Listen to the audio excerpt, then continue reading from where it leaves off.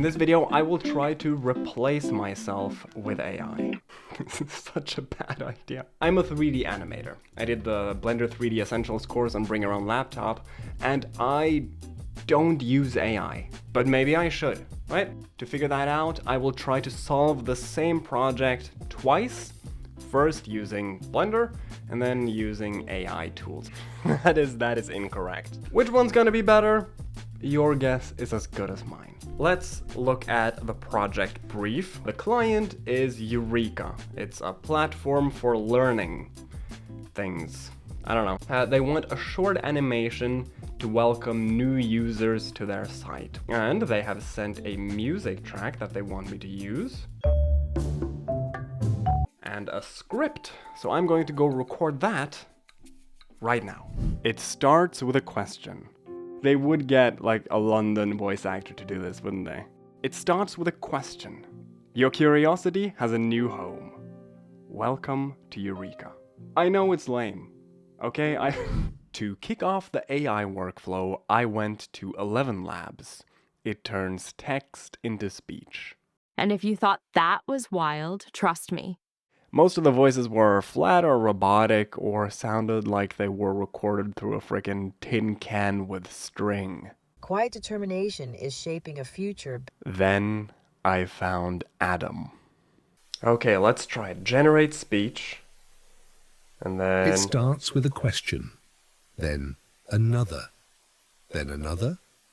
I even figured out how to direct him a bit. Intrigued. Until ... warmly grand. Welcome to Eureka. Back in the human workflow, I started chopping up the music. The track was 2 minutes long, so I had to find a new rhythm. The AI workflow, of course, promised an easier way.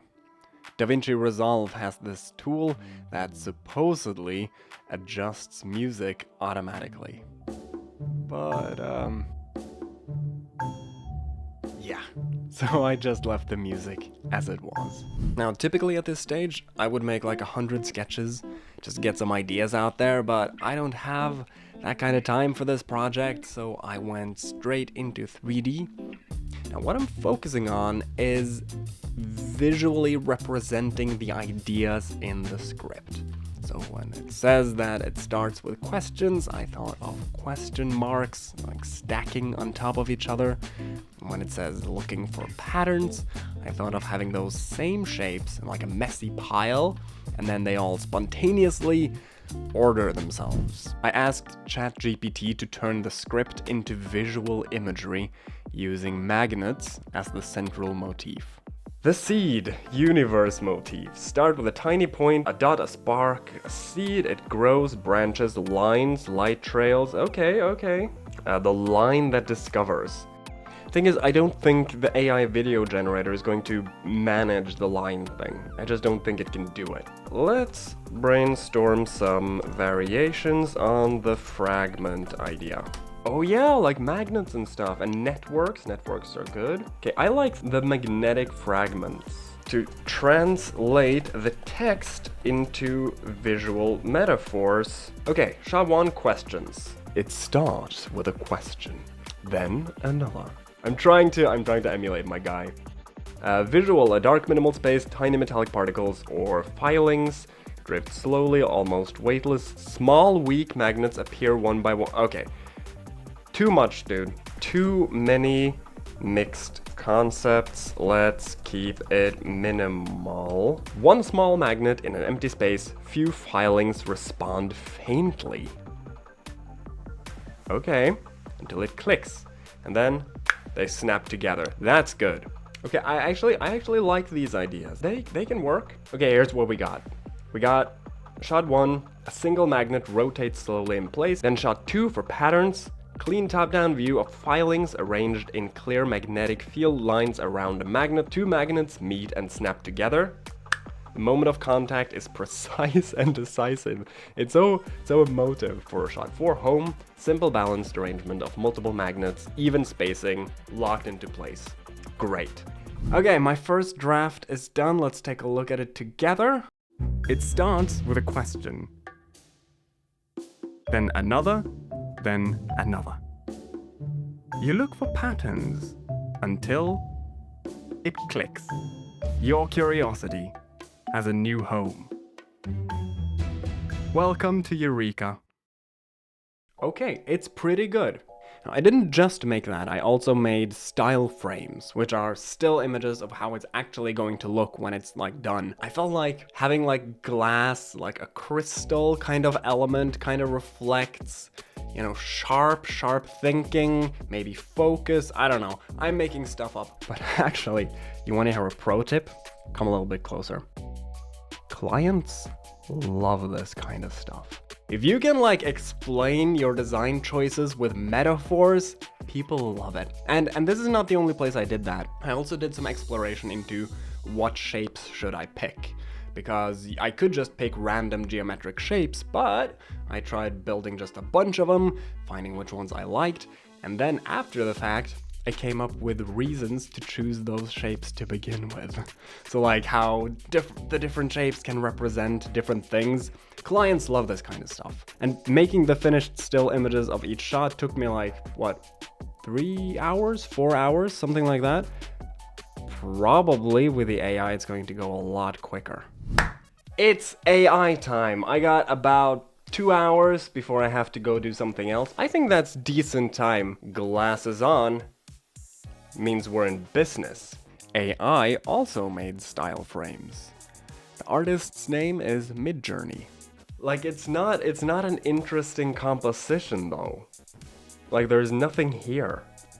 I did not write the prompts myself. ChatGPT did. And then when it like makes the rule set for itself, it can kind of remind itself what it should be sticking to, I think. I was not impressed with Midjourney video. Oh no. Oh no. So I upgraded to Runway, one of the bigger video generation platforms. I don't feel like I'm working on an animation here. I feel like I'm just continually throwing out a fishing line and just hoping to get something good. In this project, I'm trying to figure out which parts of my job are safe and which ones are not. And I don't want to spoil anything, but if you think it looks more fun and possibly more effective to make these kinds of animations yourself rather than using AI, then I know just the place to go. And that is bringyourownlaptop.com, the Blender 3D Essentials course. Because that's where I teach you the fundamentals of how I do what you've just seen me do. How to model models, how to texture them, how to set up lighting and render them. And we go through even more than that. You even get to make your own character and animate it as well. It looks to me like these are skills that are going to be valuable for years to come. If you're interested, the link is below. It is Judgment Day. We're going to compare both animations now. They're both done. I spent about 2 working days, I think, on my handmade version, and then 3 to 4 hours total on the AI version. And then we're also going to take a look at a third version. That is coming up as well. I haven't told you about that yet, but let us start with my AI version.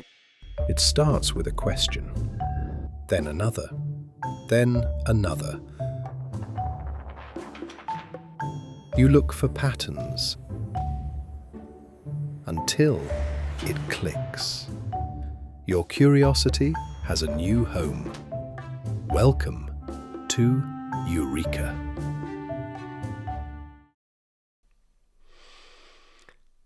I'll be honest, I thought it would be better. Okay, here are the judging criteria, and you can apply these as well. I'd like to hear what your take on it is. The first criteria is the surface level. Does it appear professional in like the first millisecond that you see it? I am giving AI a 10 out of 10 on this. It looks photoreal. It looks perfect. It just looks professional. There are no two ways about it. The second criteria I call craft. It's about, did you solve the task?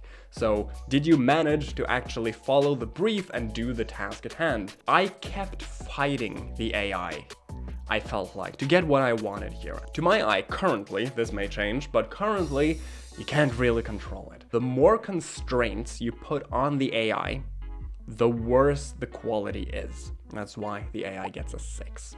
Third criteria I call structure. It's about how is the piece arranged. What have you included? What did you not include? The AI, I'm sorry to say, did the bare minimum. It never comes up with like stuff that you didn't ask for because it thinks it'll be cool, so it wasn't creative about any of it. No interesting compositions, no interesting transitions, metaphors, nothing like that. So I'm giving it a 3, because there's nothing surprising there. Next is the idiom level. I know it's a bit of a weird word. What I mean here is kind of the style and the visual language chosen to communicate for the project. And this kind of project, I feel like suits a really minimalistic style. That is not the strength of the AI image generators. They thrive on being able to shove a bunch of detail into one picture, but for minimalistic styles, what makes it great is that the details are just right. Like, you've chosen a perfect material and the lighting falls just right and the motion is just art directed. It's like all the detail things that the AI doesn't really do very well. And when you try to force the AI to make a simple image instead of the extravagant explosions that it usually does, it shows that it can't really do detail. I was going to give the AI a 2 on this. However, a friend of mine saw this project and he wanted to contribute. So he spent like 2 hours building this network of different AIs talking to other AIs, prompting each other, and it's clear that he has more experience than me with this, so I really appreciate him taking a crack at it. So I'll just let some of that play in the background here, just so you can see that the style here, it's a better choice, but it's still not quite minimalistic, and it's not nailing the details. It kind of feels not like an animation, but as like a glorified slideshow. But in any case, it has a better style than mine did, so I'm giving AI a 3 when it comes to the idiom. Then finally, this is the final spectrum I'm judging on. It's the fundamental idea. What are you trying to say? Again, ChatGPT will do the minimum it can to pass. So what it comes up with is a little tame. It's primitive, it's uninteresting. 2 points. And that, by my calculation, nets the AI 24 points out of a total of 50. Not too bad. Now let's take a look at the animation that I made by hand, and you now know all of the judging criteria. I want you to watch the animation with that in mind and judge it for yourself as well. Let's go. It starts with a question, then another, then another. You look for patterns until it clicks. Your curiosity has a new home. Welcome to Eureka. I'm a little bit biased, which is why I want to know your take on it as well. So if you want to give me your opinion comparing the AI version to mine in the comments, I'll be super interested to read that. If this kind of inspired you and you want to learn how to do 3D, then bringyourownlaptop.com is the place to do that. Just go there, look up Blender. There's a course there where I teach you what I know just to get you started. And if you haven't done so already, I would recommend that you subscribe to the Bring Your Own Laptop YouTube channel so that we're sure to see each other in the next video.